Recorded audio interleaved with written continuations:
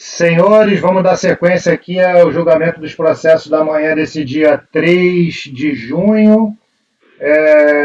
Vamos retomar agora com os processos do conselheiro Daniel Melo, processos contribuinte nacional de grafite limitada. Então, são 3 processos do mesmo contribuinte que a gente vai, na sequência definida pelo próprio conselheiro. Por favor, Daniel, qual o processo que você entende que seja melhor ser o primeiro?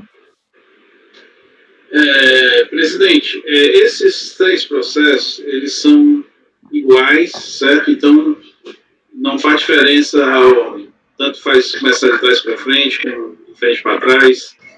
Então, vamos começar pelo 78, mas só dando fazendo uma introdução, é um caso bem simples, porque é o processo típico de aplicação da súmula vinculante número 8 do Supremo, que reconheceu a inconstitucionalidade dos artigos da Lei 8.212, que previa uma decadência do crédito tributário previdenciário de 10 anos, certo? Então, o que ocorre? Por que no caso, quando existia a Secretaria da Receita Previdenciária, né, o então Serviço do Contencioso Administrativo, né, que é equivalente a uma DRJ, só que o julgamento lá era singular, né? Por que o Serviço do Contencioso Administrativo, né, o equivalente à DRJ da SRP, não já aplicou a súmula vinculante número 8? É porque se trata de um processo bastante antigo.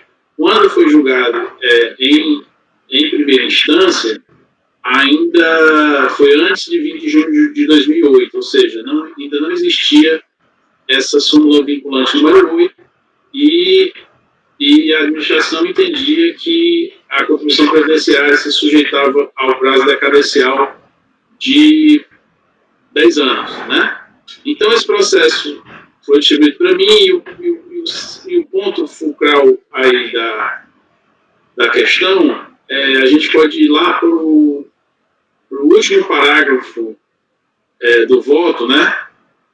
Antes da conclusão, em que eu explicito que, no presente caso, o termo de lançamento se perfectibilizou com a ciência postal ocorrida em 5 de dezembro de 2006, né? Os fatos geradores referem-se ao período de outubro de 96 a novembro de 98. Assim, por qualquer das regras de contagem do prazo, ou o artigo 150, parágrafo 4, ou o artigo 1731, ambos os CTN, o presente crédito tributário encontra-se fulminado pela decadência. Em conclusão, diante do exposto, voto por conhecer do recurso voluntário para dar-lhe provimento. Esse resultado aplica-se aos 2 processos seguintes. Senhores, considerações? Entendi. É só decadência mesmo aqui? Tudinho? É só decadência. Isso. Processo feito em 2006 e o débito é de período de 96. Ok, senhores, vamos lá. Eu falei aqui, estava sem som, vocês não me ouviram naturalmente, mas pedi as considerações dos senhores, mas a questão só unicamente de decadência, processo lançado ainda na época em que se considerava os termos do 45 lá da 8.212, posteriormente reconhecido como inconstitucional pelo Supremo Tribunal Federal. E aí o conselheiro está exonerando integralmente o débito por reconhecer a decadência integral. Presidente. Caiu aí, João. Gente, eu estou falando aqui, ninguém está me ouvindo, de novo. Mas só no final aí. Você começou, depois... Engraçado, porque eu estava mexendo em outra tela e ele habilitou, fechou o meu microfone sozinho aqui. Acho que alguém está tentando silenciar todo mundo, né? É isso, eu estava falando que é sempre uma mera aplicação da súmula vinculante 08 com evidências muito claras da ocorrência da decadência a contar pelos prazos prescritos pelo CTN. E o conselheiro está votando por dar provimento para integrar o recurso voluntário. Esse resultado aplica-se aos 3 processos. Como vota, Rodrigo? Eu acompanho, sim, presidente, como relator. Guarita? Eu também acompanho o relator. Douglas? Acompanho o relator, presidente. Débora? Eu acompanho. Sávio? Acompanho o relator. Marcelo? Acompanho. Ok, senhores, eu também acordo aos membros colegiados por unanimidade de voto em dar provimento ao recurso voluntário.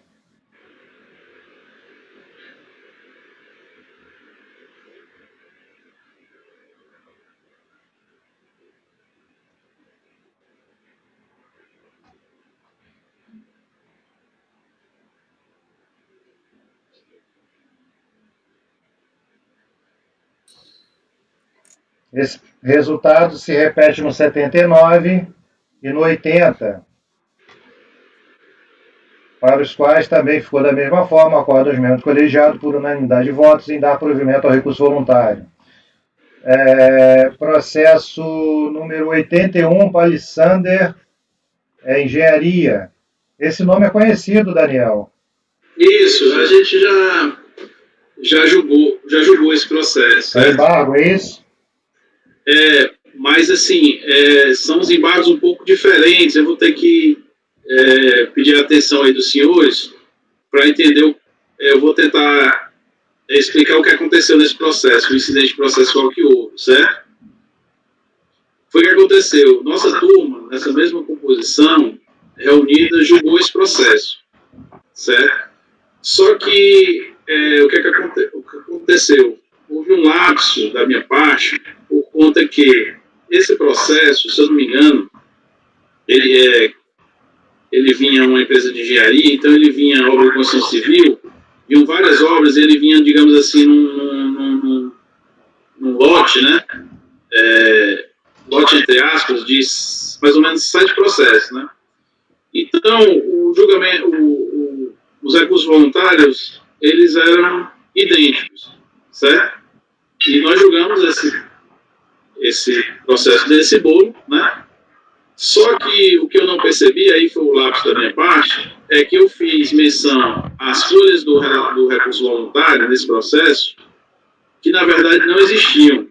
Eu me referia às folhas do outro recurso voluntário do outro julgamento.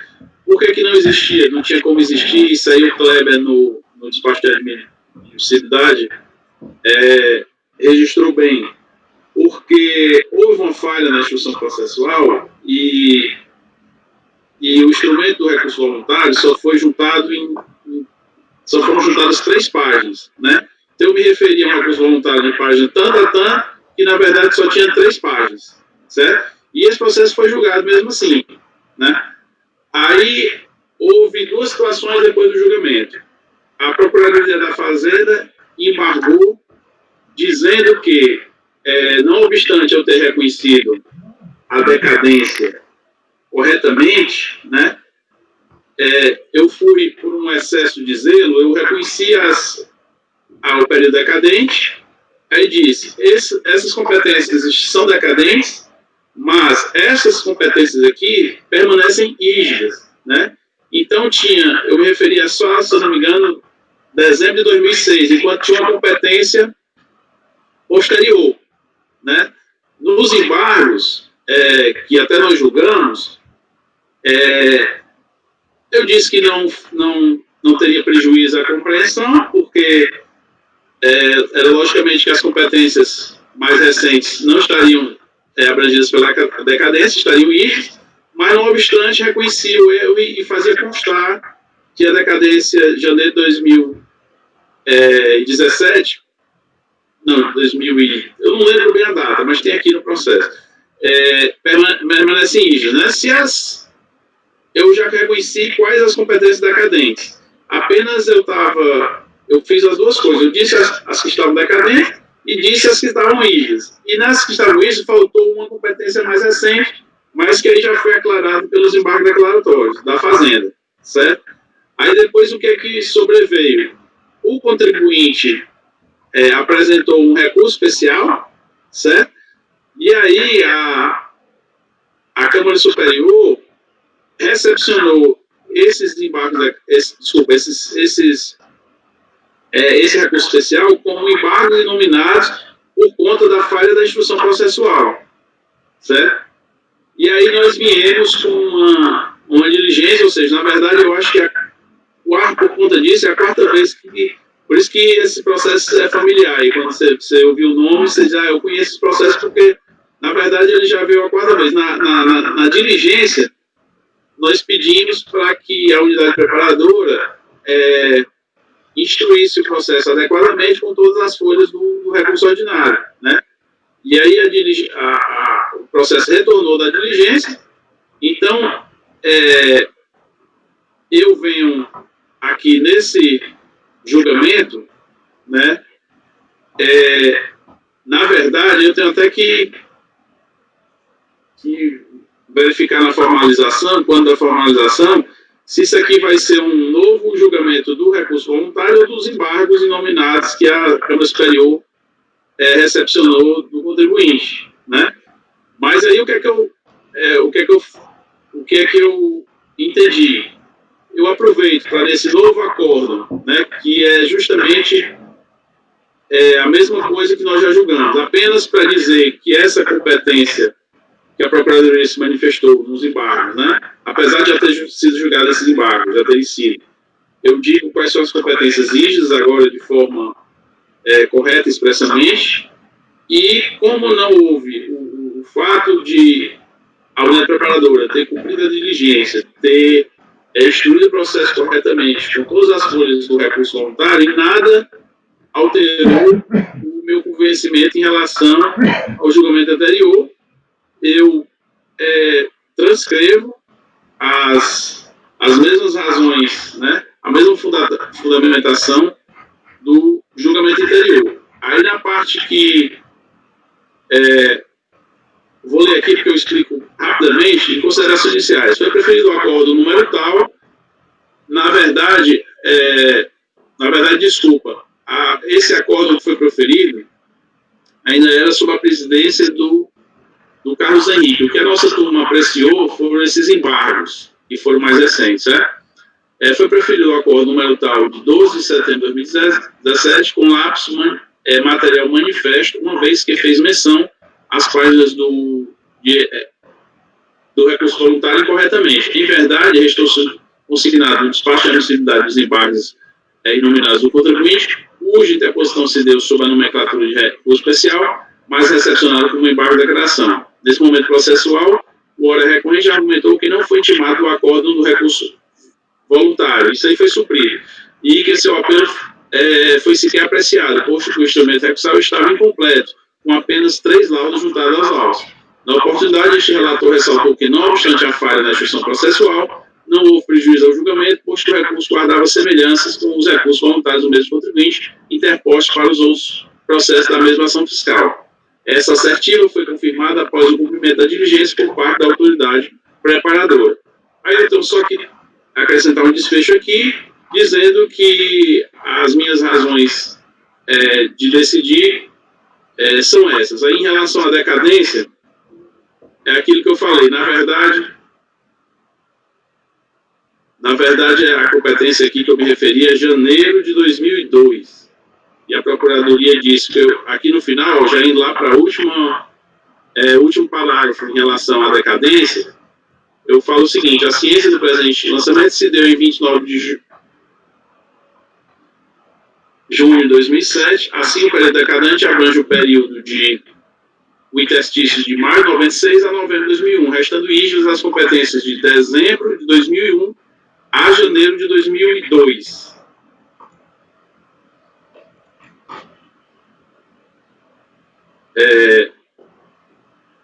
E aí sim, aqui destaque a complementar merece parcial provimento. Desculpa, é dezembro de 2001 a janeiro de 2007 mesmo. Daniel, por que você não opta de simplesmente dizer o que está competente, o que está decadente? O restante é que está rígido. Melhor. Então eu vou só assinalar aqui de vermelho para eu verificar as datas direitinho, tá? Ok.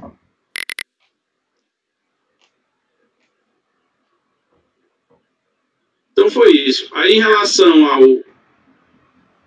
à questão de preliminar, né, a alegação de inexistência do fato gerador, a recorrente alega que não existiu fato gerador da condução previdenciária.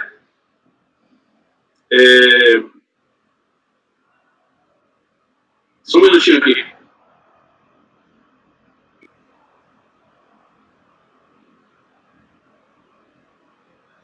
A recorrente alega que não existiu, mas o fato gerador da condução previdenciária, no caso vertente, foi descrito pelo autor do lançador no relatório fiscal da seguinte forma: o estudo do fato gerador do crédito tributário lançado, a prestação de serviços remunerados pelos segurados empregados por individual e cooperado intermediário cooperativo na execução de obra ou de serviço de construção civil.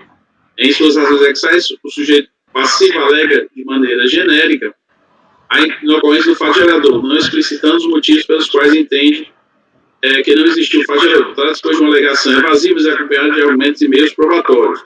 A princípio, cabe verificar se o presente lançamento foi confeccionado em consonância com o artigo 4 do CTN. Do disposto escrito, verifica-se que um dos requisitos indispensáveis ao lançamento é a verificação da ocorrência do fato gerador. De fato, se o físico não se desincumbir do modo de demonstrar que efetivamente a hipótese de incidência tributária se concretizou no mundo fático, o lançamento é imprestável. O lançamento ao objeto da autuação se refere a crédito de contribuições previdenciárias devidas à Seguridade Social e incidência sobre a mão de obra utilizada em obras de construção civil de pessoa jurídica lançado por arbitramento de acordo com a área construída e o padrão da obra, com base na tabela do custo unitário base fornecida pelo Siduscom. Todavia, não é essa situação que os autos revelam. O relato da auditoria aponta que os fatos geradores das contribuições lançadas foram os segurados empregados com o individual cooperativo intermédio cooperativo na execução dos serviços ou a construção civil. Impede ressaltar que o presente processo versa sobre o não pagamento de contribuições previdenciárias no prazo estipulado de vencimento. Estamos aqui a tratar de descumprimento de obrigação principal, ou seja, o dever do contribuinte pagar o tributo devido a ser sujeito ativo da relação, pagar o tributo devido ao sujeito ativo da relação jurídica tributária, no caso é a Fazenda Pública. A obrigação tributária, aí eu coloco aquelas questões mais doutrinárias, né? Digo que as bases de cálculo se encontram explicitadas no relatório de lançamentos, as alíquotas, por sua vez, no DAD, o relatório de fundamentos legal traz a discriminação por período, base legal. Assim, não enxerga o motivo que se anule o auto de infração sobre o julgamento, posto que os requisitos formais e a motivação apresentada foram suficientes para o sujeito passivo exercer seu direito de defesa e completude, nem merece reforma da decisão de primeira instância. No mérito, em rápidas linhas, a recorrente não refuta em sede recursal expressamente o crédito tributário, limitando-se a fazer um breve relato do lançamento e requerer de modo genérico o provimento do presente recurso. Ainda que não haja litígio a ser diminuído, não custa salientar que, ultrapassada a questão da decadência parcial, o crédito tributário foi perfeitamente lançado. Eu cito aqui a legislação de regência, artigo 33, parágrafo 4º e 6º da Lei 8.212, e artigo 234 do Decreto 3.048. No caso da fiscalização, constatou que a escrituração contábil não espelha a realidade econômica e financeira da empresa, tendo optado pela desconsideração da contabilidade e o arbitramento das contribuições sociais previdenciadas para terceiros sobre a obra de construção civil formalizada de acordo com a área construída e o padrão de execução da obra de construção civil, conforme previsto na legislação referida. Em conclusão, o lançamento se refere a um crédito de tributário de contribuições previdenciárias próprias da área recorrente devidas à atividade incidente sobre a mão de obra utilizada na obra de construção civil. De acordo com o CUB, ocorreu em virtude dos fatos legalmente constituídos pela recorrente, entre os quais a inconsistência dos exercícios contábeis. Destaque, eu entendo que não merece reformar a decisão de primeira instância quanto às competências que não foram abrangidas pela decadência. Diante do exposto, voto por conhecer do recurso voluntário para, no mérito, dar parcial provimento, reconhecendo a decadência parcial do crédito tributário. Aí, presidente, a questão é o seguinte, que apesar de a Câmara Superior ter reconhecido o recurso especial do contribuinte, ter excepcionado como embargos inominados, né, cabe ao nosso colegiado julgar novamente, porque o julgamento anterior foi com base no recurso voluntário que existia apenas 3 laudas, entendeu? Aí eu não sei bem como fica a questão formal, assim, essa questão procedimental. Se aqui nós estamos julgando os embargos denominados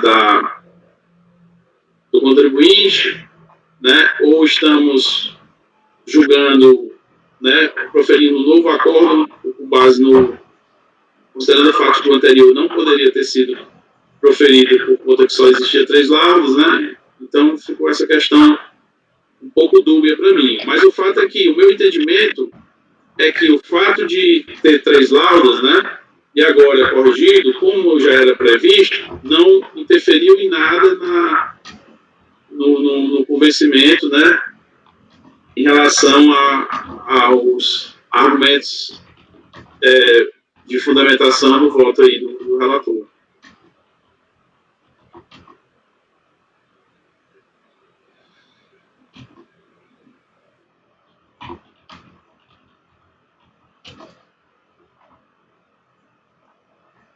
Daniel, eu acho que dá para você considerar que o que houve, porque você considerou os termos de um outro recurso do mesmo contribuinte, considerar um lapso manifesto, ele foi recebido como embargo nominado e você resolver como um acórdão de embargos, em que você acolhe os embargos nominados formalizados pelo contribuinte para, sanando a mácula apontada, eu vou botar a mácula identificada,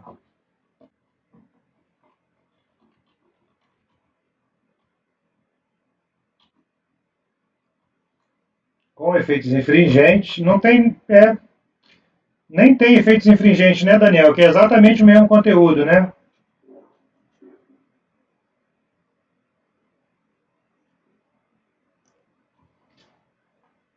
Daniel, você está me ouvindo? Todos me ouvem agora? Sim, estou escutando. Oi, presidente, desculpa que aconteceu uma falhazinha aqui, técnica, mas já foi normalizado. Não, entendi perfeitamente. É o que eu estava pensando mesmo. Esse acordo tem que ser de embargos, né? Para uma outra, digamos assim, uma outra decisão suprir a falha anterior, que foi a admissibilidade do... Admissibilidade não. Foi um julgamento sem ter a completude lá do instrumento de recurso voluntário. Mas, na verdade, na essência, a decisão é a mesma que integrada pelo embargo anterior, não é isso? Não, é a mesma, na essência, assim, eu penso que a gente poderia, isso aí ser um acordo de embargos, mas eu transcrevo Eu só quero saber se tem efeitos infringentes, Daniel. Hã? Tem efeitos infringentes? Não, tem não. Apenas eu tô já agora aproveitando para tirar aquele apontamento da Procuradoria, entendeu? Que diz que houve um lapso também quando eu fui manifestar sobre as competências que permanecem rígidas, entendeu?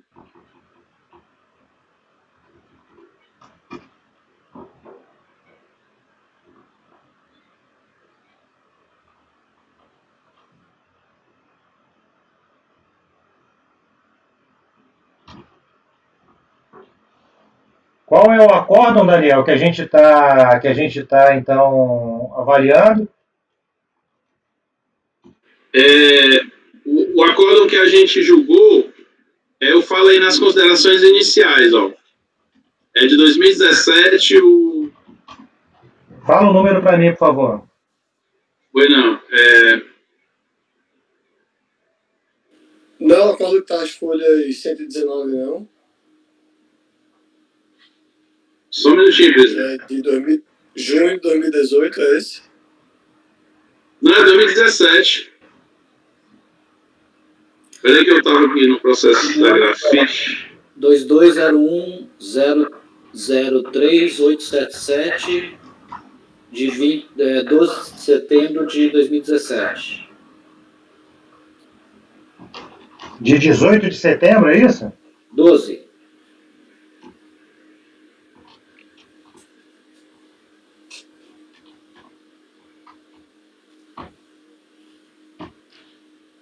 Mas olha só, depois teve o embargo da Procuradoria, saiu um novo acórdão, não é isso? Isso, mas um acórdão só de embargos. Que não tratou desse tema. Não tratou do tema. Porque o que a Procuradoria, logicamente não era do interesse dela falar que o recurso estava incompleto, não sei nem se eles observaram. Se bem Ok, que eu então o poderia que a gente está corrigindo é o acórdão inicial, não é isso? É assim, a Procuradoria embargou primeiro. Houveram duas questões depois desse acordo em 2017. O embargo da Procuradoria que disse, você disse que não manifestou que estava expressamente rígida uma competência posterior lá. Aí a gente, beleza, pois não obstante, a gente fala nos embargos, não obstante não prejudicar o entendimento, porque a competência posterior também não estaria abarcada pela decadência, a gente julgou esse embargo da Procuradoria.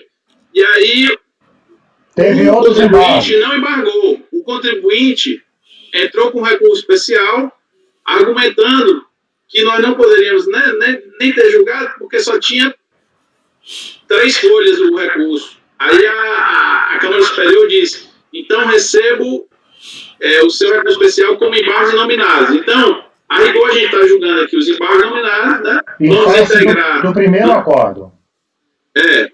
Ok, senhores. Então vamos lá. Ficaria assim, Daniel. Ainda não submeti aos colegas, mas ficaria assim. Acordo aos membros do colegiado em conhecer Presidente. e acolher os embargos. Caiu a Camila? conexão. Agora. Vamos seguir. A gravação continua aqui comigo. Ok. Para conhecer e acolher os embargos e nominados formalizados pelo contribuinte em face do Acórdão 2201-003877, de 12 de setembro de 2017, para, sem efeitos infringentes, sanar a mácula identificada,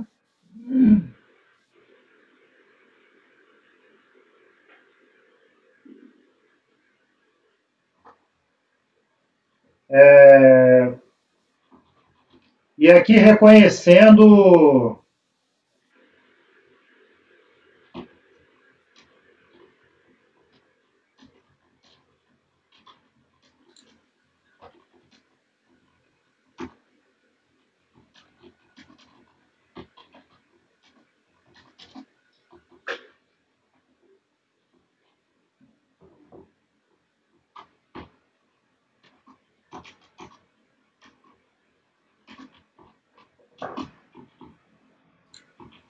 Presidente.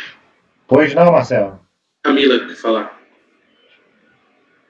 Presidente, a minha gravação caiu 11h20. Aqui a gente continua gravando, Camila. Tranquilo. Ok.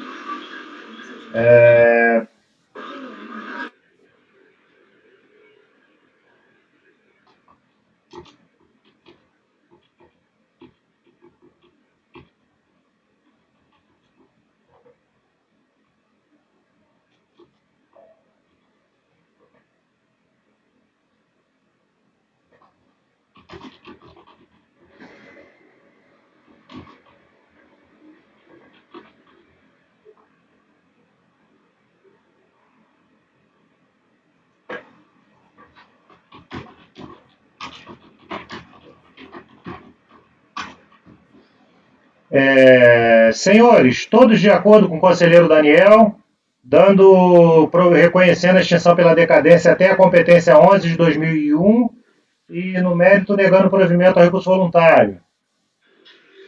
Mas só essa questão da decadência aí, que eu tenho que olhar direitinho aqui a data, senão, só um minutinho, Pedro. Porque foi justamente o que a Procuradoria disse. Tudo bem, desculpa, é novembro de 2001, isso. A questão da Procuradoria foi em relação às competências rígidas que se mantêm. Tranquilo, é isso mesmo, desculpa. Rodrigo, como vota? Presidente, eu caí aqui, né? Acho que vocês notaram, a conexão aqui do meu computador caiu, estou aqui no celular. Perdi um pouco, talvez alguns minutinhos, mas eu acho que deu para pegar o fio da meada aí, né? Toda a dúvida do Daniel em relação a como dar dar seguimento a esses embargos e recurso voluntário ao mesmo tempo. Então, o que está se fazendo é julgando o recurso voluntário, porque ele estava com 3 folhas só, né? Então, depois teve a diligência mandando colar e praticamente a mesma decisão que Daniel deu anteriormente, né? Que é a decisão que foi embargada, com o acréscimo daquele período lá, que foi objeto de embargos da Procuradoria. Não é isso da decadência, estou falando. Perfeito, Rodrigo, é isso mesmo. Perfeito. Ok, eu acompanho o relator, presidente. Francisco? Eu também acompanho o relator. Douglas? Acompanho o relator, presidente. Débora? Acompanho o relator. Sávio? Acompanho o relator. Marcelo? O relator. Ok, eu também. Então fica assim, acordo os membros do colegiado por unanimidade de votos em conhecer e acolher os embargos inominados formalizados pelo contribuinte em face do acordo 2201-003877 de 12 de setembro de 2017 para, sem efeitos infringentes, sanar a mácula identificada, reconhecendo em sede preliminar a extinção pela decadência dos débitos lançados até a competência 11 de 2001, inclusive, no mérito por unanimidade de votos, em negar provimento do recurso voluntário. Ok? Ok. Daniel, próximo processo 82. Presidente, eu vou tentar entrar aqui pelo computador, que acho que voltou aqui. Só um minutinho. Ok.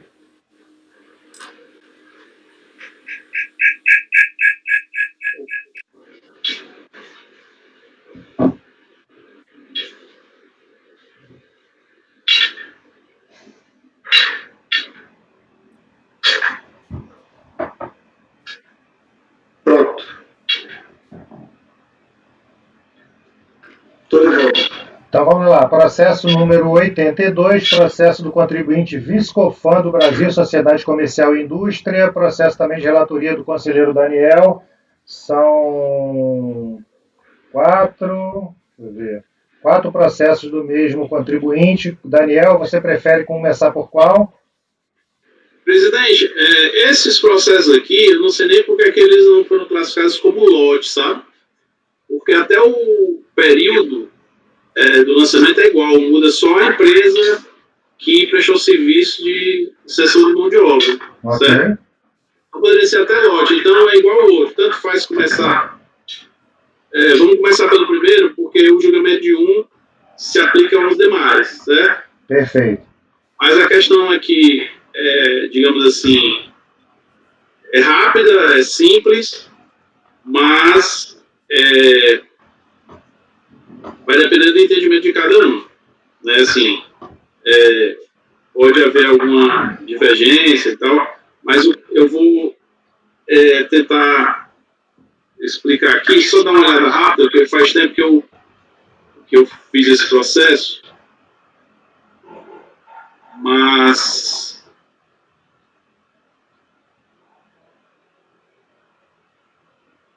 o que foi que aconteceu, pessoal? É o seguinte, aí é que é o ponto fulcral, se os senhores vão concordar comigo ou não. O que acontece aqui? Houve esse processo, é uma notificação fiscal, uma NFLD substitutiva, ou seja, veio para substituir um lançamento em que o julgamento, o crédito tributário lá foi anulado, né? Mas o que aconteceu? Houve um lançamento anterior, um NFLD anterior, em que o então Conselho de Recursos da Previdência Social, né, antes da integração com o CARF, ele entendeu que aquele lançamento anterior deveria ser anulado por vício formal. Por quê? Porque o fiscal não demonstrou, certo? Não caracterizou que aquele serviço realizado foi por cessão de mão de obra, né? Então, que o prestador de serviço realizou para a tomadora um serviço mediante cessão de mão de obra, que no caso aqui, para incidir, né, para ocorrer o fato gerador, teria que necessariamente ser por cessão de mão de obra. Se não for cessão de mão de obra, não existia o fato gerador, então não existia nenhum lançamento. Aí o Conselho CRPS entendeu que isso aqui é um vício formal, por isso anulou o lançamento anterior, e aí foi, com base nessa decisão CRPS, a Receita, né, não sei se foi a Receita ou a Secretaria da Receita Previdenciária, constituiu um novo crédito tributário, né? E aí, porque a informação era vício formal, eles tinham, como prevê o CTN, né, 5 anos após se tornar definitiva a decisão, né, que anulou por vício formal o lançamento anterior. E aí, eu não concordei com a decisão do CRPS de dizer que esse vício é formal. Aí eu exponho minhas razões aqui, que eu vou ler nessa parte amarela, certo? De início, deve ser ressaltado em relação à decadência, certo? De início, deve ser ressaltado, consoante registro feito no relatório da presente decisão, que se trata de IFLD substituível de um outro lançamento que foi anulado por vício formal. Assim, necessário perquirir acerca do vício que motivou a nulidade do lançamento anterior. De acordo com os apontamentos da decisão recorrida, o então Conselho de Recursos da Previdência Social apontou o vício como de natureza formal, nos termos do seguinte excerto da decisão de piso. De acordo com o relatório fiscal, o crédito tributário foi constituído em substituição de FD número tal, processo número tal, julgada nula por vício formal nos termos do acordo número tal do CRPS. Adentrando no teor da mencionada decisão, verifica-se que a decisão foi anulada por cerceamento ao direito de defesa em decorrência da ausência da caracterização da cessão de mão de obra. Ora, a ausência da caracterização de mão de obra é vício relacionado à própria verificação e demonstração da ocorrência do fato gerador da obrigação, pertencendo ao núcleo material do lançamento, uma vez que, sem esta caracterização, não há que se falar na solidariedade prevista no artigo 31 da Lei 8.212.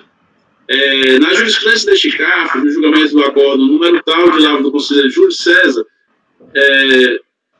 a jurisprudência do CAF firmou o entendimento no sentido de que, quando a descrição do fato não é suficiente para a razoável segurança de sua ocorrência, carente é de algum elemento material necessário para gerar obrigação tributária, o lançamento se encontra viciado, por ser o crédito dele decorrente incerto, e o vício dessa natureza é material. Proponho transcrevo abaixo excesso da mencionada decisão. Aí eu ilustro aqui com essa decisão do Júlio César, que ele faz uma boa enfoque, distinguindo que seja vício formal e material, né? Destaque, entendo que o vício que anulou o presente lançamento é de natureza material, diferentemente do que entendeu então o Conselho de Recursos da Previdência Social. Em face do reconhecimento da nulidade material do presente lançamento, e considerando a competência mais antiga do lançamento é dezembro de 98, bem como o fato de que a ciência da presente se deu no início de 2011, resta patente que o crédito tributário em discussão está fulminado pela decadência ou qualquer das regras de contagem certas no Codex Tributário. Diante do exposto, voto por conhecer do recurso voluntário para dar provimento.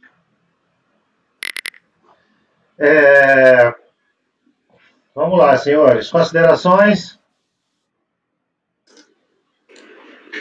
Nós já julgamos casos parecidos assim, né? Inclusive até o próximo meu, no caso, até na época do Dr. Carlos Henrique, ele tinha esse entendimento que o Daniel colocou, e nós consideramos o vício material mesmo essa não comprovação da cessão de mão de obra.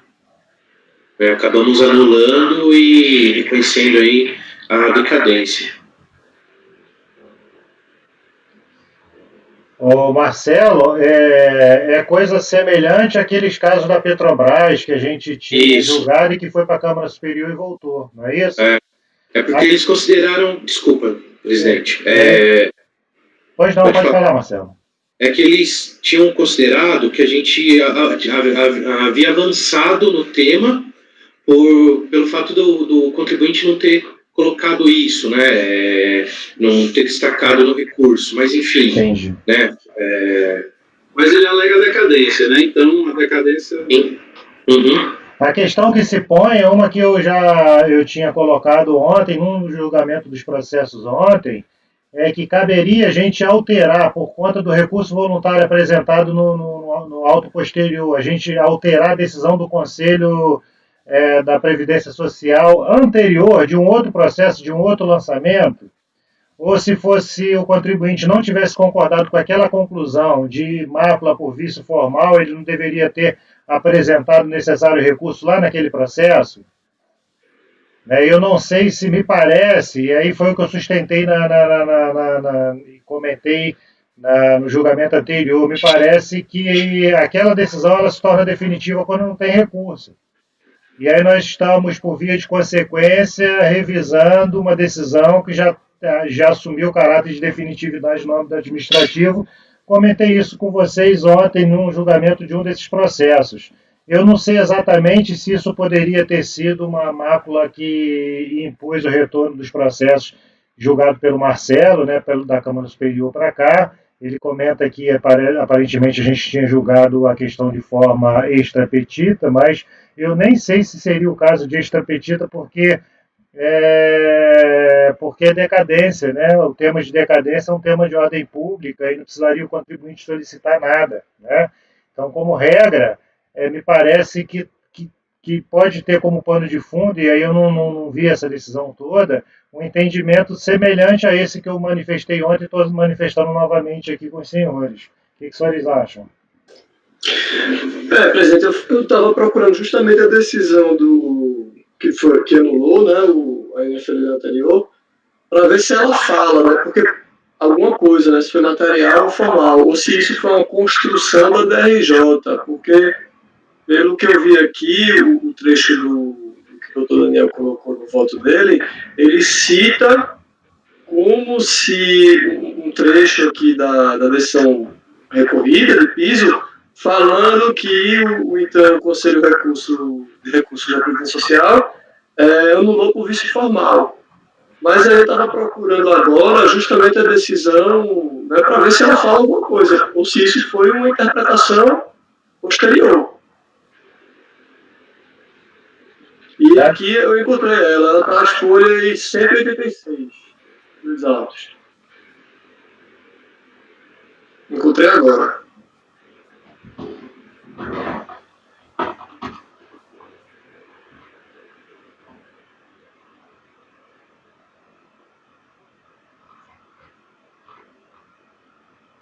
Que folhas, Rodrigo?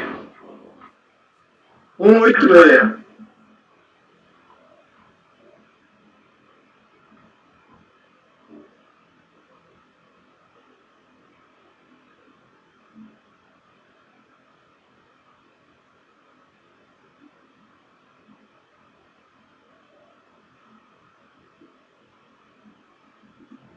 Ele anula a decisão de notificação, mas ele não entra na natureza do vínculo, do vício, né? E aí a DRJ diz que anulou por vício formal. E aí, Daniel, eu até acompanho o teu voto nesse sentido, porque eu acho que também esse é um vício de natureza material, mas deveria ficar constando essa informação de que não tem a indicação na decisão que anulou da natureza do vício e que, portanto, não se sustenta a afirmação da DRJ sobre a ocorrência de vício material. Okay? Perfeito. Melhor ainda, né? Porque eu não tinha verificado isso, mas melhor ainda, porque aí não chega essa questão que você falou, que a gente está alterando uma decisão que não houve recurso, né? Então, se ficou em aberto, realmente fica até melhor, mais fácil de fundamentar, né? Perfeito. Que o vício não pode ser apontado pela DRJ, né? Senhores, então, Daniel, você caminha no sentido de dar provimento ao recurso voluntário nesses 4 processos da Viscofan, é isso? Perfeito. Senhores, julgando então os 4 processos que tratam exatamente a mesma coisa, como disse o conselheiro no início do julgamento do processo 82, os demais tratam exatamente da mesma matéria, só mudando o prestador de serviço. Como vota Rodrigo? Sim, presidente, eu acompanho o relator, né? Essas considerações aí são importantes mesmo. Beleza. Francisco? Eu acompanho o relator. Douglas? Acompanho também. Débora? Acompanho. Sávio? Acompanho o relator. Marcelo? Acompanhe. Ok, senhores, então para esses 4 processos, 82, 83, 84 e 85, acordo os membros do colegiado por unanimidade de votos em dar provimento ao recurso voluntário, com a ressalva de que o entendimento se dá a partir dessa avaliação de que não restou fixado a natureza do vício lá na decisão que anulou o lançamento inicial e que a DRJ concluiu na nossa avaliação de forma inadequada que se trataria de um vício formal, quando na verdade, no nosso entendimento, seria um vício material. Ok, conselheiro Daniel? Perfeito. Daniel? Ok, presidente. Ok. Então, passemos ao próximo processo, processo de relatoria da conselheira Débora, processo da Sadia, foi retirado de pauta a pedido do contribuinte. Deixa eu só anotar aqui, foi o próprio contribuinte, se não me engano, que pediu. Esse processo, a conselheira tinha alguns processos desse mesmo contribuinte, e ela entendeu que poderia deixar esse, e eu até comentei, né, Débora, na época, né, não vamos tirar esse, aí ela falou, não, dá para seguir, mas houve o pedido de retirada de pauta. Esse era o processo 86. Então, esse vai ficar. Processo retirado de pauta a pedido do contribuinte.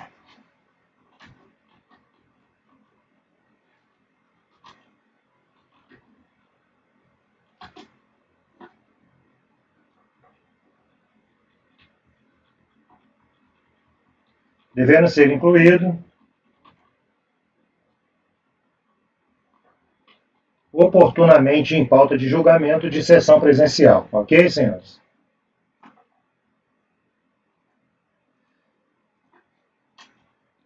Processo contribuinte Petróleo Brasileiro, Petrobras, Marcelo, conselheiro Marcelo, por favor, fique à vontade.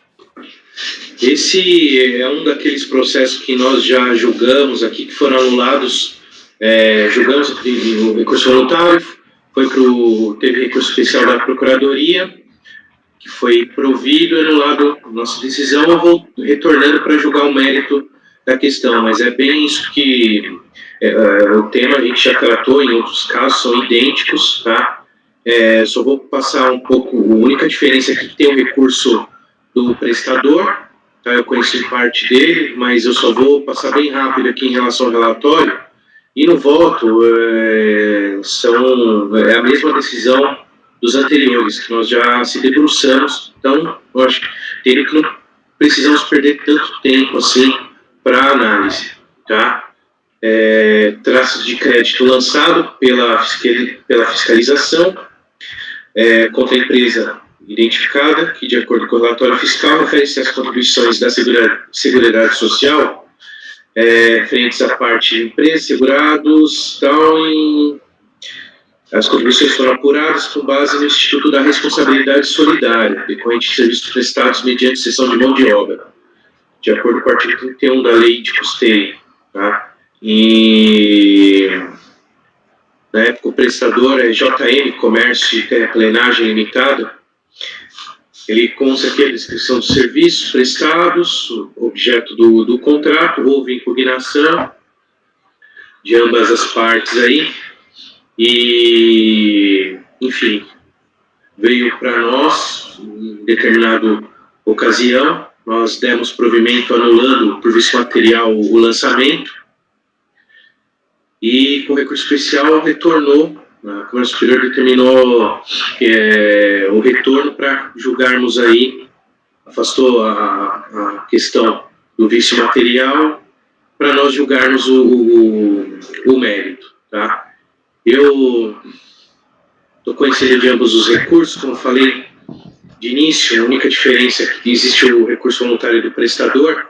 Eu inicio no item 9 do voto, fala o seguinte: quanto ao recurso voluntário do prestador de folhas tais, conheço apenas em parte da matéria tratada, uma vez que na forma do artigo 17 do decreto 7235, os temas debatidos sobre incorreção da base de cálculo, falta de elementos que justifiquem o procedimento fiscal e o caráter confiscatório da multa, por não ter sido objeto da defesa de folhas 54 e 57, limitando-se, na época, a julgar apenas os recolhimentos segurados empregados alocados no serviço, contratado na tomadora Petrobras. Quanto à parte conhecida do recurso, em relação ao seu item 3, itens 1 a 15, sobre o tópico do correto recolhimento das contribuições sociais, verifico que, de acordo com a informação da fiscalização de folhas 2011, após a juntada da defesa de ambos recorrentes, houve a seguinte manifestação aí da fiscalização. Informamos que, após a análise dos documentos anexados às folhas 49 e 970, concluímos pela não alteração do débito lavrado. O débito em questão refere-se ao contrato no número tal, sendo o período do débito 12,97 a 10,98. Anexaram ao processo de RPS, folhas de pagamento, porém esses documentos se encontram vinculados a outro contrato, ou contrato tal, abrangendo inclusive competências que não fazem parte do débito. Pelo exposto, a documentação anexa não tem a ver com o contrato em questão e, consequentemente, com o débito, persistindo este integralmente. Por seu turno, o recorrente não conseguiu, durante o processo, infirmar manifestação fiscal em relação a esse tópico. Portanto, diante do seu ônus probatório, nega o provimento ao recurso, na parte conhecida. Em relação ao recurso da tomadora, no caso a Petrobras, de folhas tais, inicia o julgamento em relação aos tópicos da inexistência da cessão de mão de obra e da solidariedade. Eu vou poupá-los da leitura, porque assim, nós já julgamos, eu coloquei os mesmos fundamentos dos outros casos que julgamos, tá? Falo sobre a cessão de mão de obra, tá? Enfim, a questão do ônus da prova, tá? Pontuações até mesmo do próprio STJ a respeito.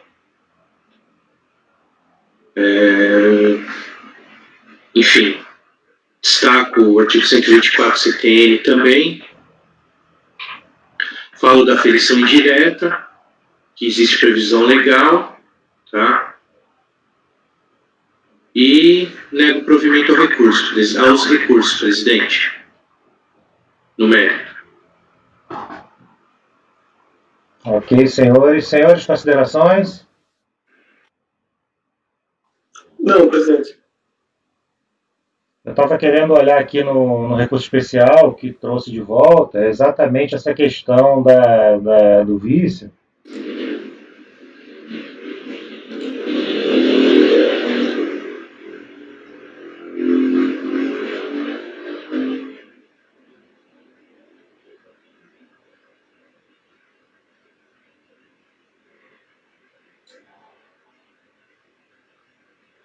Só um minutinho, por favor.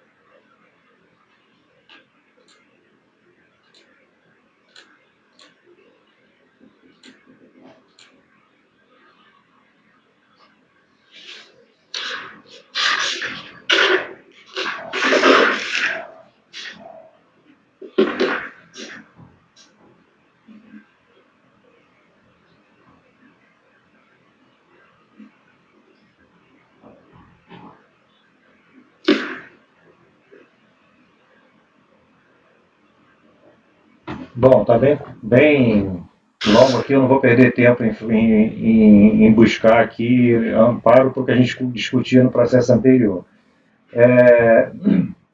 Isso é um tema que já aqui nesse processo já não se discute mais, né?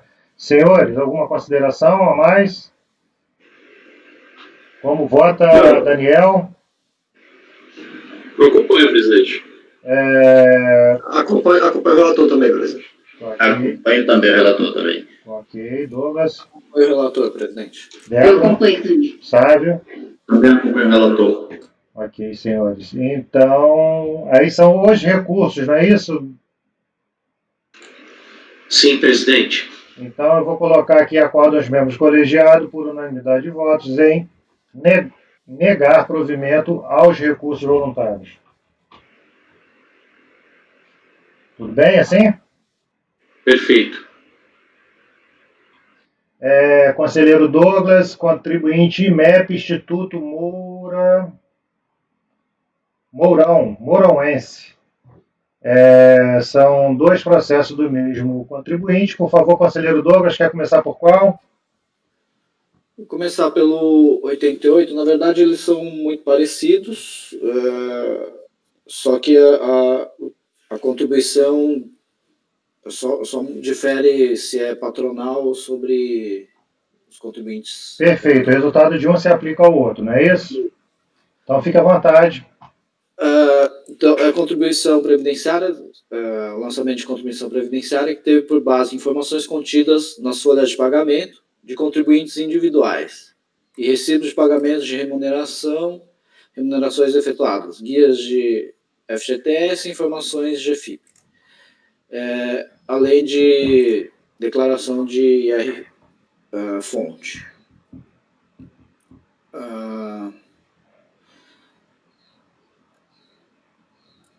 Na verdade, assim, o ponto, eles é uma instituição de ensino, fez pagamentos a terceiros e não recolheu as contribuições, e aí, como fundamento para isso, como justificativa, era que eles entenderam, classificaram essa verba que pagavam aos terceiros, professores, sei lá, visitantes, como a título de bolsa de ensino, pesquisa e extensão, concedidas nos limites da Lei 8.958 de 94.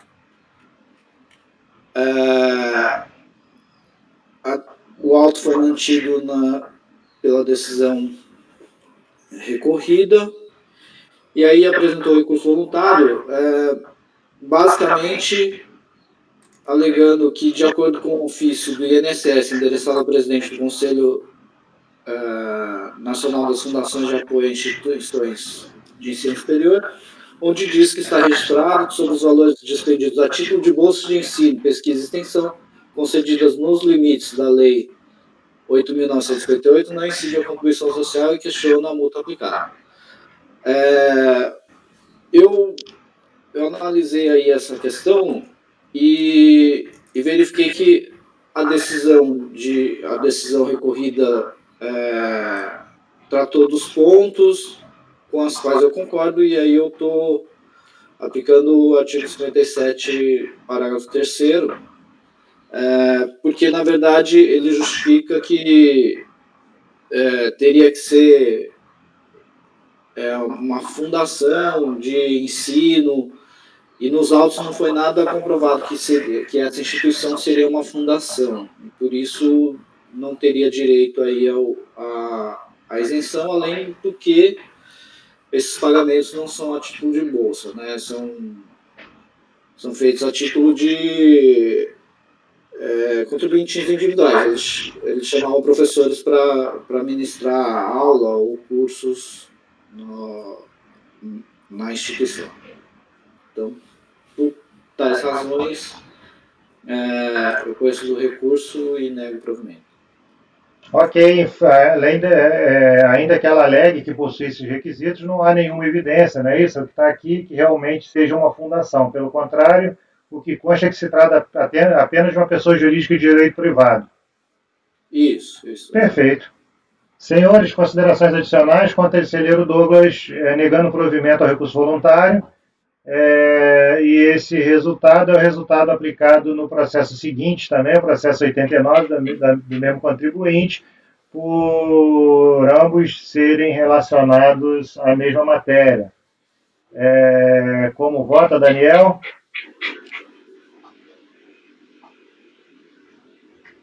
Eu acompanho, presidente. Rodrigo? Também acompanho, presidente. Guarita? Também acompanho, presidente.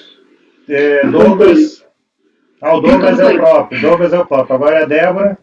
Acompanho. Sávio? Acompanho. E Marcelo? Acompanho. Eu também, Só fico com dúvida agora, presidente. Eu estava lendo agora, esse ofício que o INSS endereçou ao presidente do Conselho Nacional de Fundações e tal, ele é só voltado para, no caso das fundações... fundação, porque ela não é fundação. Que aí, justamente a discussão é essa, ela não é fundação, não é entidade filantrópica, Ok? Senhores, então, para o processo 88 e 89, acordo dos membros do colegiado por unanimidade de votos em negar provimento ao recurso voluntário. Nós vamos ao processo seguinte. São 11h53, são 5 processos do mesmo contribuinte. Conselheira Débora, entende que a gente consegue dar conta com alguma celeridade, porque já começamos a chegar no horário do almoço? Está sem som, Débora. Na verdade, são 6 processos. Um ficou para a pauta da tarde, 98. Olha só. Os argumentos são praticamente os mesmos para todos. Um deles é questionado a questão da retroatividade benigna. E, não sei, que são vários processos. Se quiserem dar uma parada e retomar tarde, que é tocado lá. Bom, vamos fazer o seguinte, já que a gente está chegando aqui meio-dia, horário de almoço da Camila, Camila acho que nos ouve. Camila, por favor, se você estiver fazendo gravação nesse pedaço, como você já teve um problema no início dessa gravação e eu continuo gravando, eu sugiro que você interrompa e vá almoçar, porque eu vou continuar a minha gravação aqui até terminar até terminar esses votos que a gente então avança um pouquinho com o horário de almoço para tratar isso da Débora, para seguir no mesmo ritmo que a gente seguiu ontem. Ok, senhores? Okay. Tudo bem assim, Camila? Tudo bem. Ok, então eu continuo, você vai interromper a tua gravação, mas eu continuo gravando aqui de forma ininterrupta desde a última parada, tá bom? Ok, gravação interrompida. Ok, senhores, então vamos dando seguimento, você quer escolher um processo específico para a gente começar, Débora? Eu acho bom. E a gente pode puxar o 98 para jogar tudo junto? Sim, já temos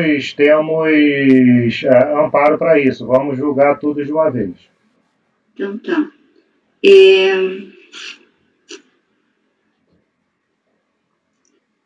Podemos pelo 90? Por favor, certamente, vamos lá.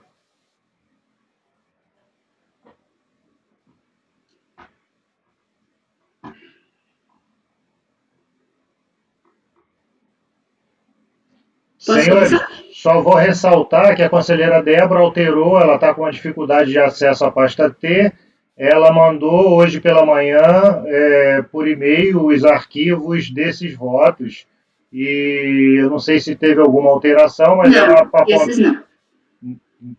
Esses nenhuma alteração, né, Débora? Não, só os 6 primeiros da manhã. Ok, então, vamos lá. Vamos começar então pelo 90? Pelo 90. Ok. Trata-se de recurso voluntário, referente às contribuições devidas à Seguridade Social, correspondente à parte dos segurados e empregados não descontadas e as da empresa destinadas a outras entidades, RPAS 647, Vale Educação, INCRA, SESC e SEBRAE, todas incidentes sobre remunerações dos segurados e empregados não declaradas em GFIP e não recolhidas integralmente ao Instituto Nacional do INSS. Como fato gerador, as remunerações, então, tem como fato gerador, devidas ou creditadas segurados e empregados obtidas na contabilidade, bem como na RAIS, conforme quadros demonstrativos que compõem o lançamento.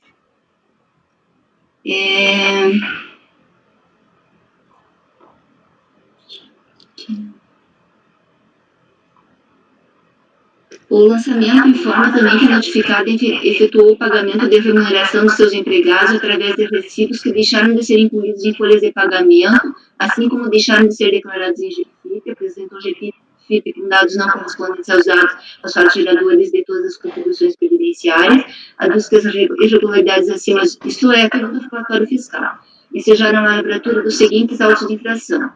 Final 0084, CFL 38, 0092, CFL 68, 010, 6, CFL 30. Em face da precariedade da documentação apresentada, a autoridade fiscal informa que buscou outras fontes de informação, dentre elas as informações constantes das RAIs, obtidas através do PNIS, onde foi possível verificar as informações acerca dos segurados empregados que lhe prestaram serviço e suas respectivas remunerações, dentre os quais diversos deles que não estavam listados entre as folhas de pagamentos que foram apresentadas.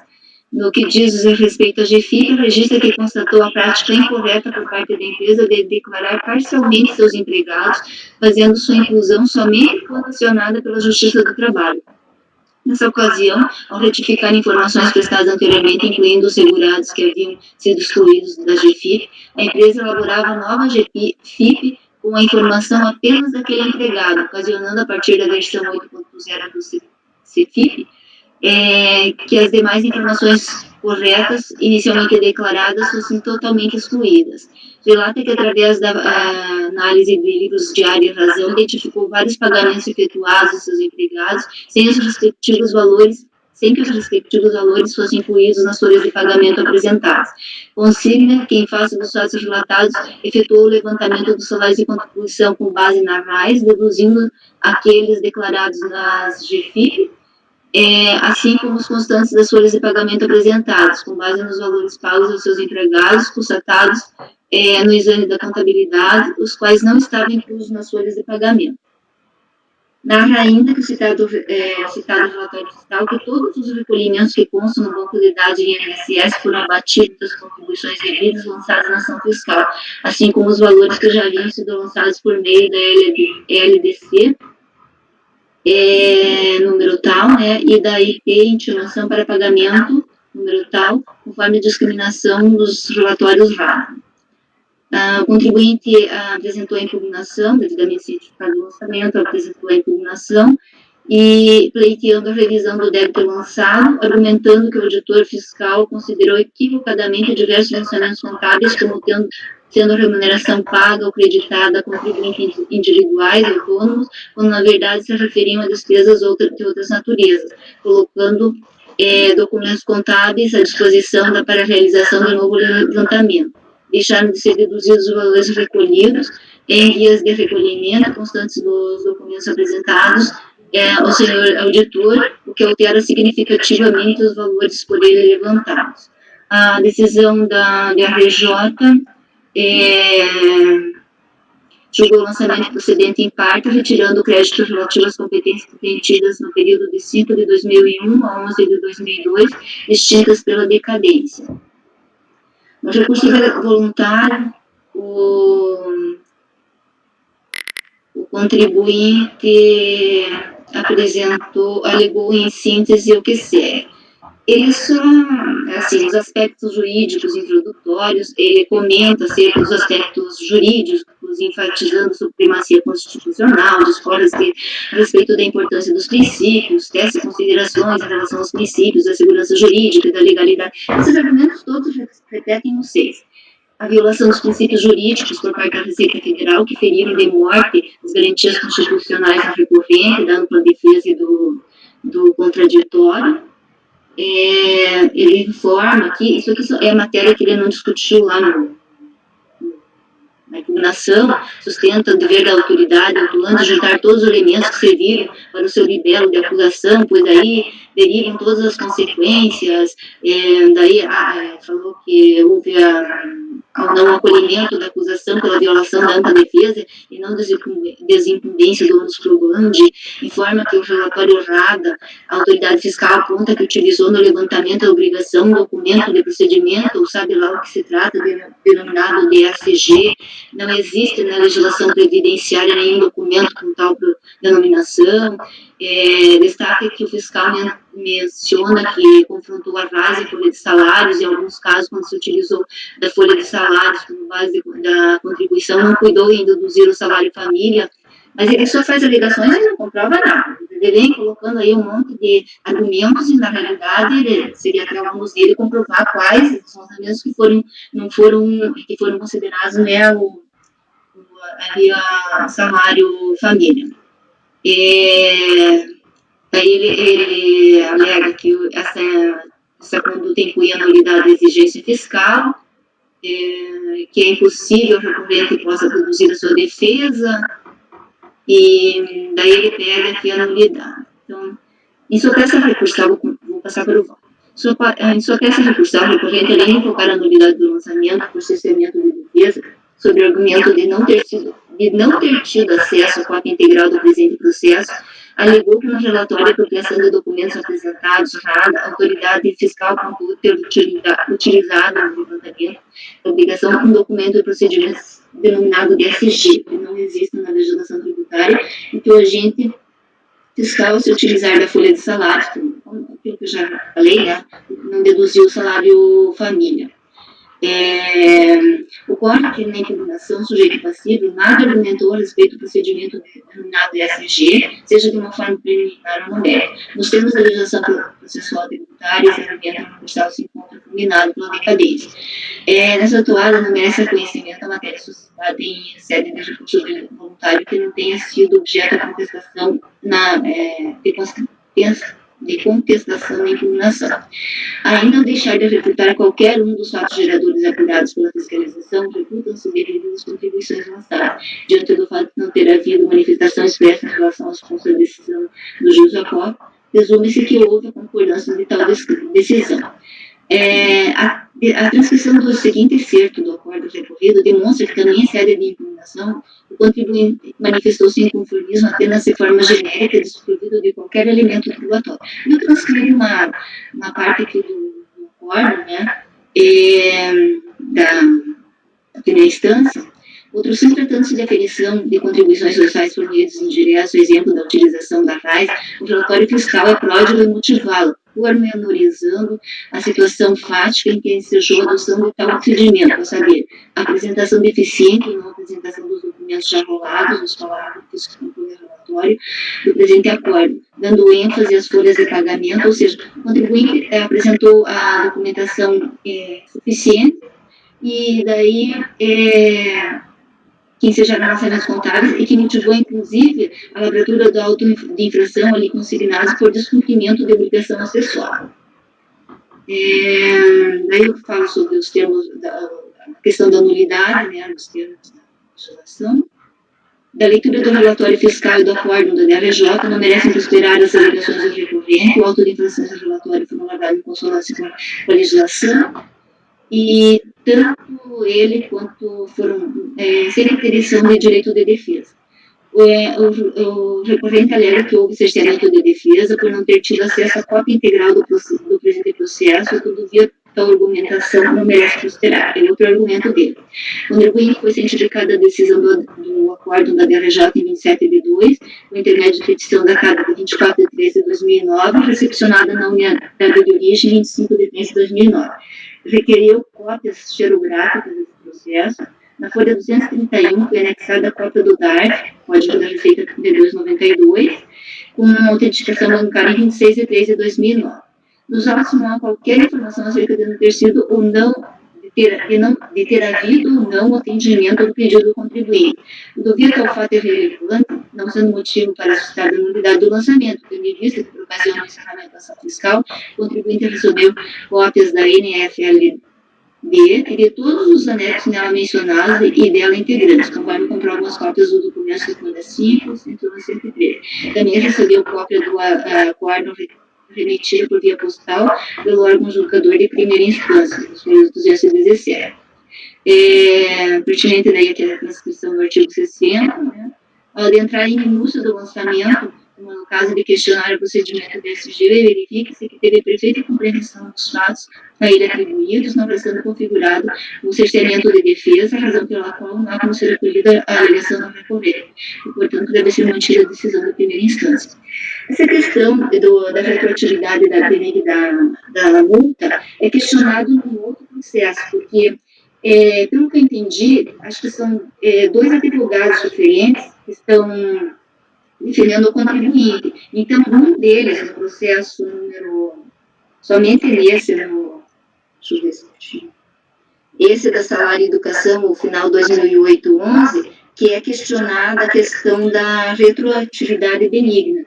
Eu inicialmente não tinha colocado esse tópico aqui, então não sei, nesse processo ele não questionou, mas como foi discutido ontem, que isso é de aplicação automática pela unidade lançadora lá, não sei, posso tirar também essa questão. E no final eu nego provimento ao recurso voluntário.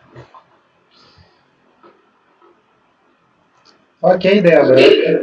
Débora, nada impede que a gente coloque. Nesse caso, você já tem um caso específico, né? Porque é isso que eu pensei, porque como é o mesmo contribuinte, o mesmo procedimento de fiscalização, e são dois advogados fazendo defesa, um deles ele coloca lá, ele pede inclusive a aplicação, que ele apresenta uma planilha comparando lá o lançamento com base no BI 9.430 lá, e até ele pede a aplicação da legislação mais benéfica. Esse aqui e os outros de multa que esse advogado fez, ele simplesmente questiona esses aspectos aí da nulidade.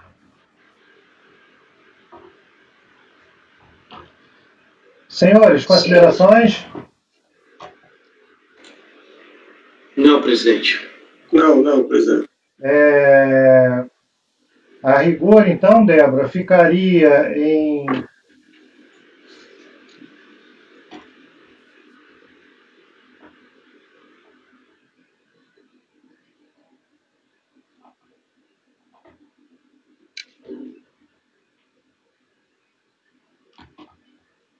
dar provimento parcial ao recurso voluntário, determinando a aplicação da retroatividade. Eu vou botar determinando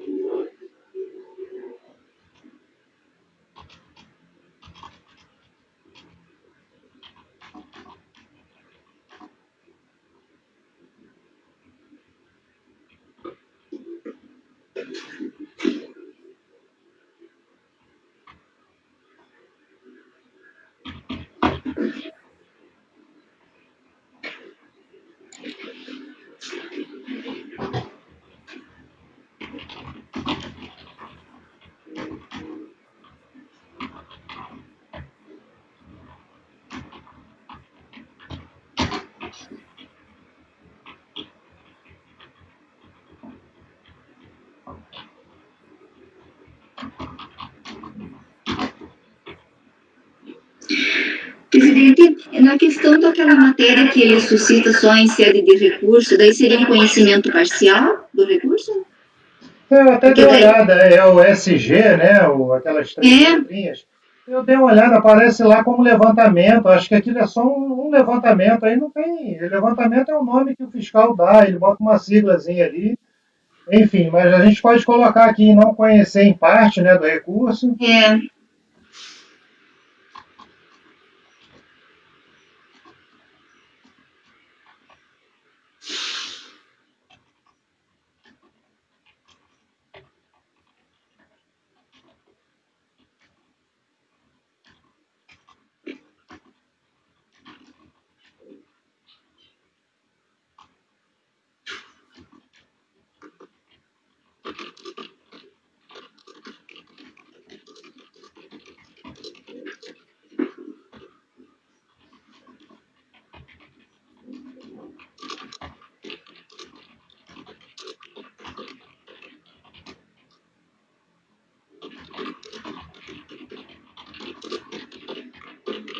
Então ficaria assim, se todos... Daniel, como vota, Daniel? Eu acompanho, presidente. Rodrigo? Também acompanha o relator, presidente. Francisco? Também acompanha. Douglas? Também acompanho, presidente. Sávio? Também acompanha. Marcelo? Com a relatora. Eu também, então ficaria assim, acordo os membros colegiados por unanimidade de votos em não conhecer em parte do recurso voluntário por este tratar de tema estranho ao litígio administrativo instaurado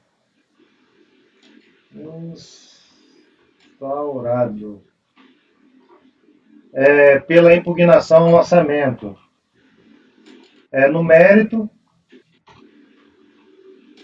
por unanimidade de voto, em dar parcial provimento ao recurso voluntário, determinando a aplicação da retroatividade benigna nos termos do 476A da Instituição Normativa 971 de 2009, ok? Ok.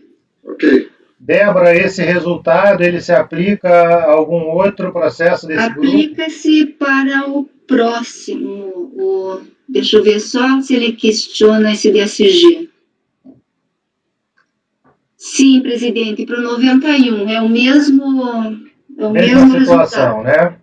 né? Porque esse outro é um levantamento com base na correspondente à parte dos empregados arrecadadas pela empresa mediante desconto de folhas de pagamento não declaradas em GFIP e não recolhidas integralmente ao INSS.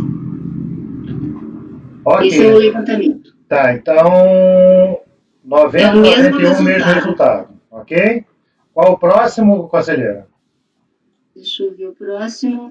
É o 92. 92, deixa eu dar uma olhadinha. Segurado individual. Segurado individual.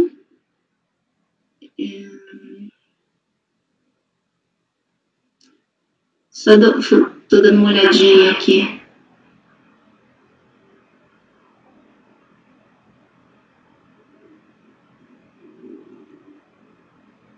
Aqui alega aqui o princípio da verdade material, que ficou constatado nos autos que o contribuinte é remunerado segurados individuais, que para ele prestaram serviço, restando, portanto, caracterizada a ocorrência dos fatos geradores. Então, a lei impõe que sejam recolhidas contribuições sociais com base no artigo 22, inciso 3 da Lei 8.212.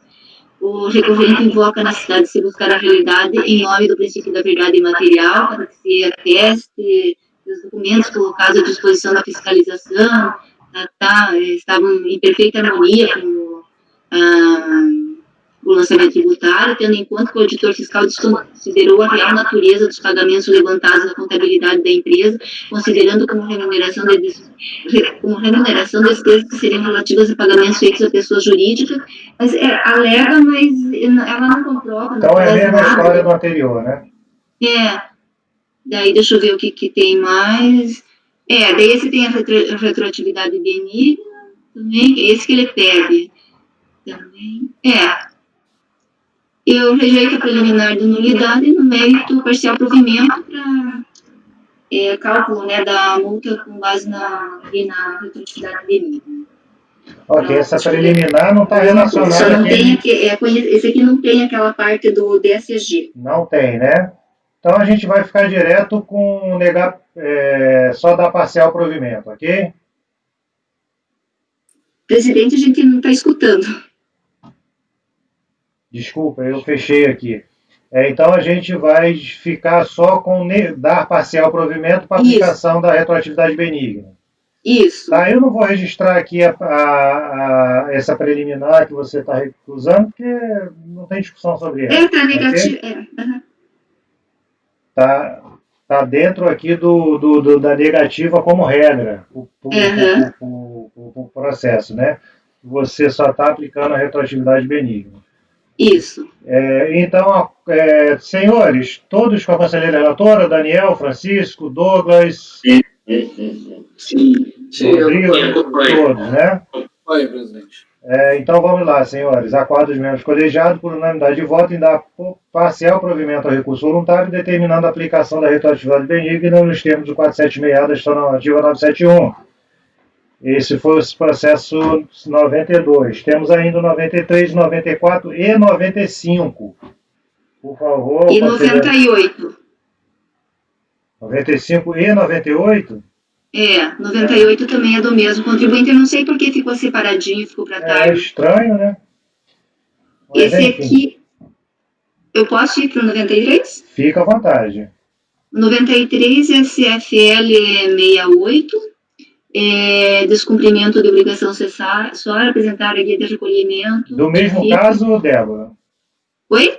Da mesma obrigação principal que a gente viu acima? Deixa eu ver qual que é. Do período de 1/5 de 2001 a 31 de 12 de 2006. Deixa eu ver, tem um processo. É que são vários períodos, eu acho que... do mesmo, presidente. Ok, então se a gente manteve o lançamento do principal, como consequência, essa é a sua proposição, conselheira? Eu mantenho e também a questão da... Retroatividade. Retroatividade, né? Todos de acordo, senhores? De acordo. De acordo também. Ok. Douglas também? De acordo. Então vamos lá. Acordam os membros do colegiado por unanimidade de votos em não conhecerem parte do recurso. Esse tem o SG, ou Débora? Não tem.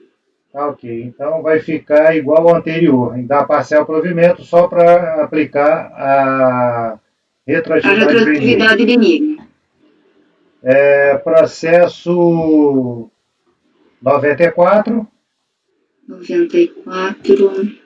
Esse é salário de educação em INCRA, SESC e SEBRAE. Deixa eu ver. Também eu acho que também vai ser a mesma coisa, sobre os mesmos fatos, não é isso, Débora? Todos os mesmos, né? Só que... São os terceiros da mesma obrigação principal que a gente já tratou acima.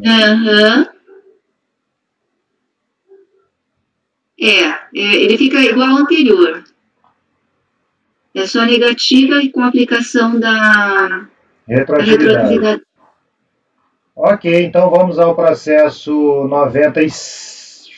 98 agora. 98, né?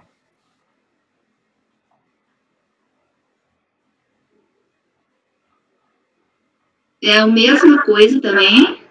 Esse aqui são contribuições correspondentes à parte de segurados e empregados arrecadados pela empresa, mediante desconto em folha de pagamento, declarados em GFIP e não recolhidas integralmente. Ok. Os mesmos argumentos dos outros e também a aplicação somente da... retroatividade benigna, né? Isso. Os fatos discutidos são exatamente os mesmos. Idênticos os recursos. É só mais um processo de obrigação principal. Ok, senhores, então a gente antecipou aqui esse processo 98.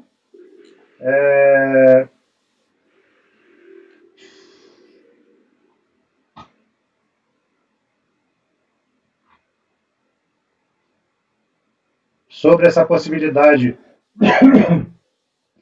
de antecipação, era uma possibilidade vedada, né, porque não tinha previsão legal no regimento, previsão regimental para a gente analisar um processo de forma antecipada, mas foi publicada a portaria CAF número 13.135, agora do dia 28 de maio, em que fica facultado aos presidentes de turma, mediante deliberação do colegiado, antecipar o horário de início das sessões de julgamento, desde que a sessão eventualmente antecipada seja realizada na data agendada da pauta, respeitando o número de 6 sessões virtuais. Então, a gente nada mais fez que, como nesse ato a gente acaba encerrando essa sessão anterior, a gente adentra um pouquinho aqui na sessão subsequente para concluir pela negativa de provimento e aplicação, quer dizer, provimento parcial, e aplicação da retroatividade benigna. Okay? Senhores, alguma outra consideração? Com isso a gente fecha com o processo anterior, a gente fechou a nossa pauta e com esse processo agora, o último relatado, 98, a gente já inicia a nossa sessão de julgamento da tarde, originalmente pautada para a tarde do dia 3 de junho, ok? mas por conta do horário eu penso que a gente vai interromper agora, e agora vamos interromper a sessão da tarde para o almoço. Alguém quer fazer alguma consideração? Não, presidente. Ok, então eu vou encerrar a gravação e a gente dá continuidade a essa sessão da tarde do dia 3, a partir das 14 horas, é isso, senhores? 14 horas, ótimo. Isso. Acho que dá para antecipar um pouco, não? Quer que você... Não, 14 está ótimo, Sérgio. 14 está ótimo. Eu comento antecipa um pouquinho. Eu preferi às 14, porque eu tenho compromisso, tem que ser corridinho. Ok, então se a Débora falou às 14, não interessam as demais Então eu sou a manifestações única mulher. que a Débora ganhou, tá? Tá bom? Pode ser às 14 hoje? Às 14 estou encerrando a gravação nesse exato momento.